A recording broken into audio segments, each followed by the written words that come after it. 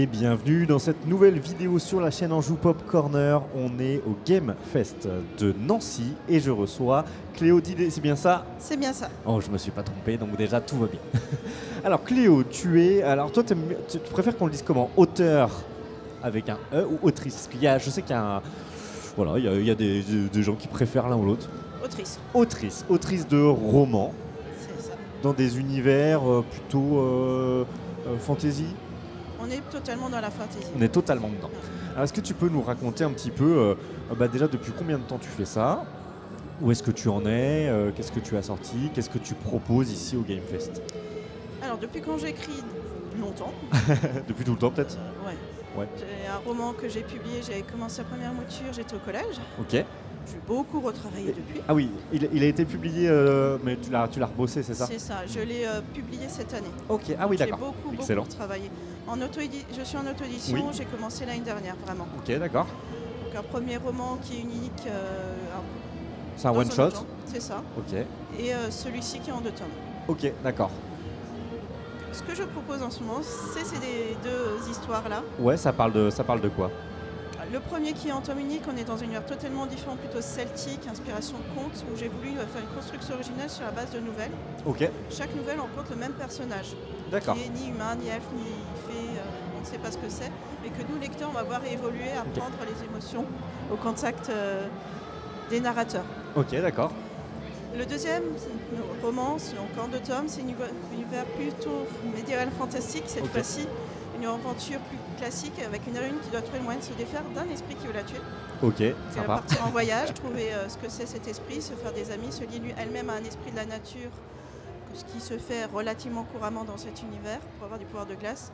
On va plus être cette fois-ci dans une dynamique un peu shonen Ok, sur certains d'accord. personnages, avec des influences, comme je suis assez éclectique dans mes goûts, des influences aussi sur un peu l'histoire, où j'ai voulu vraiment être sur du médiéval, pas Ok. du pseudo-renaissance. Ok, donc t'as bossé un petit peu aussi ces aspects-là?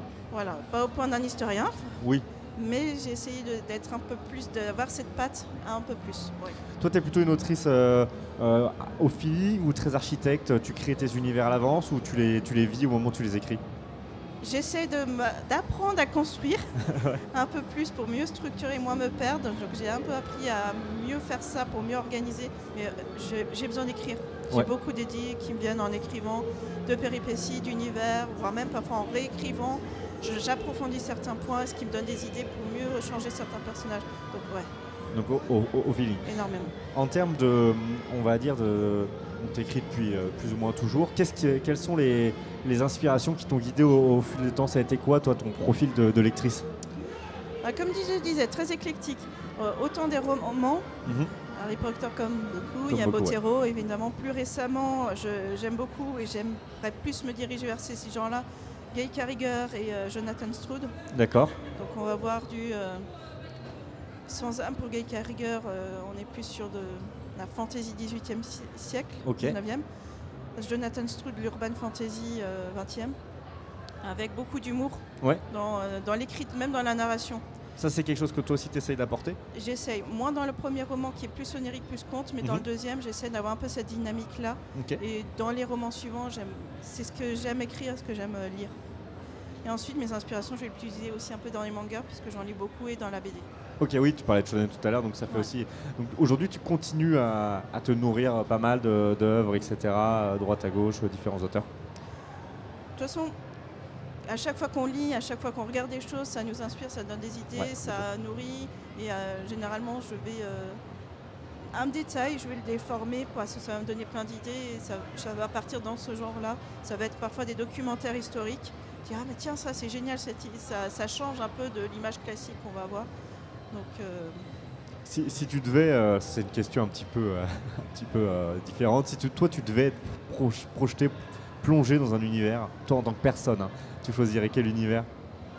dans ce que j'ai écrit, dans ce que. tout Non, ce que dans tous les univers qui peuvent exister, hein, que ce soit de romans, de films, de séries, de tout ce que tu veux, un univers qui te plaît particulièrement. Alors, très bonne question, j'en ai aucune idée. Je sais pas, ça peut, après, on nous répond souvent Harry Potter en réalité, hein, mais est-ce qu'on a Mais- vraiment envie finalement? Non, c'est pas forcément l'univers qui m'attirerait. J'ai vraiment aucune idée parce qu'il y a plein d'univers qui me plaisent. Ouais. Allez, dans les périodes, le médiéval, tu l'écris parce que c'est vraiment quelque chose qui te plaît aussi au-delà de ça ou c'est parce que là, ça matche bien finalement avec l'histoire que tu as envie de raconter? Alors, déjà, la fantasy est beaucoup dans un C'est vrai, médiéval c'est vrai, fantasmé. c'est vrai. Donc il y a déjà un peu ce point de départ là. Après, j'ai fait de la reconstitution médiévale pendant Ok. une dizaine d'années. Tu as fait du GN ou des choses comme ça ou... Pas en général, vraiment de la reconstitution historique, d'accord. 13e et 15e siècle. Ok. J'ai fait du jeu de rôle, mais j'ai finalement peu eu l'occasion de faire Ouais, du GN. ok. Donc ça sent que là-dedans, parce que c'est aussi un peu ce que je connais le mieux, entre guillemets, même si l'autre roman, je l'ai mis dans un univers celtique pour changer. Donc pour répondre, je dirais, allez à rigueur cet univers-là, le médiéval fantastique, Ouais. parce que je le connais et je le veux relativement équitable, Ouais. avec le système de santé, de magie, je veux dire, et de technologie avec la chimie, Ouais. où on a de la technologie similaire à la nôtre, mais c'est dans un univers fantastique où il n'y a pas Ouais, ouais. l'électricité. Voilà, je Ok. dirais ça à la rigueur. Non, mais c'est très clair. Tu disais du coup auto-édition. Aujourd'hui, c'est ton activité principale ou pas d'écrire ou tu as une activité à côté? Alors j'aurais aimé, Non, mais mais non. Non, j'ai un autre emploi, à plein côté. temps qui me prend énormément de temps, ce qui fait que je n'écris pas autant que j'aimerais. Ouais, t'essaies de... L'auto-édition, je me suis lancée parce que j'ai envie que mes romans vivent. Ouais. J'aurais aimé dégager plus de temps, donc on verra dans la suite ce que je peux faire. Mais ça reste annexe pour l'instant. Là, sur la nouvelle série qui est en 2 tomes, les 2 sont déjà dispo? Les 2 sont dispo et l'histoire est finie. L'histoire est finie. C'est Donc, ça. là, aujourd'hui, est-ce que tu bosses déjà sur un nouveau projet ou est-ce que tu laisses le temps de... Non, J'en déjà. ai 2 qui sont en cours. J'en ai un que j'ai commencé il y a longtemps, Ok. que je veux reprendre depuis perpète. Mais comme j'ai participé au concours Fixia en septembre, Ouais. c'était sur un autre univers. Donc je me suis concentrée sur celui-là qui est en cours, qu'il faut que je finisse. On est plus sur mix urban fantasy avec des influences steampunk dans cet univers-là. L'autre, c'est plus du monde avec un portail parallèle, avec un univers où on a d'autres créatures. Donc on a ces 2 univers-là que je veux achever, qui sont en cours. Qui sont en cours. Et dernière question plus ou moins, tu parlais tout à l'heure de manga. Alors bon, le manga, il y a le dessin dont il faut voir les qualités, et c'est peut-être pas forcément ton truc, mais est-ce que scénariser éventuellement un manga, ça pourrait t'intéresser si tu trouves quelqu'un avec qui bosser pour le dessin? Alors, je serais plus scénarisation de BD du coup, puisque BD, je ouais. suis aussi très BD franco-belge. Ok. Et qu'il y a des super trucs. J'adore Draco par exemple. Ok. Mais ouais, ce serait mon rêve de pouvoir scénariser BD, jeux vidéo aussi. Jeux vidéo aussi, ok.